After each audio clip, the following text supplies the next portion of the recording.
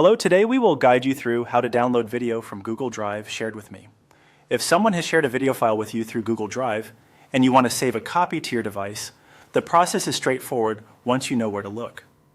In this walkthrough, we'll go step by step so you can follow along easily and download the video without confusion.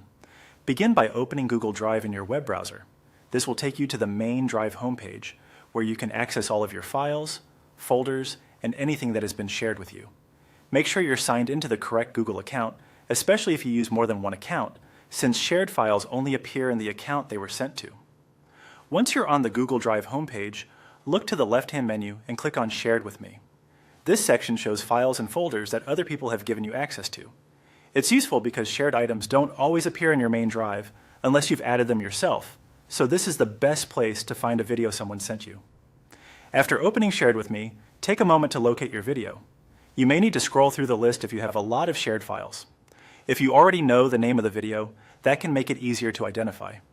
In many cases, the file will display a video thumbnail or a recognizable file name, which helps confirm that you've selected the correct item before downloading it. When you find the video file, move your cursor over it and click the three-dot menu associated with that file. This opens a list of available actions you can take. The three dots are the standard More Actions menu in Google Drive, and this is where you'll find file options like previewing, organizing, and downloading. From that menu, click Download.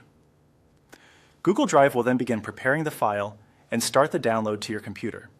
Depending on the size of the video and the speed of your internet connection, this could happen almost instantly or take a little time. If your browser asks where to save the file, choose your preferred location. Otherwise, it will usually go straight to your default Downloads folder. That's it. You've successfully downloaded a video shared with you on Google Drive. If the download doesn't start, double-check that you have permission to access the file and try again from the same menu. Thanks for following along, and we hope this made the process simple and clear.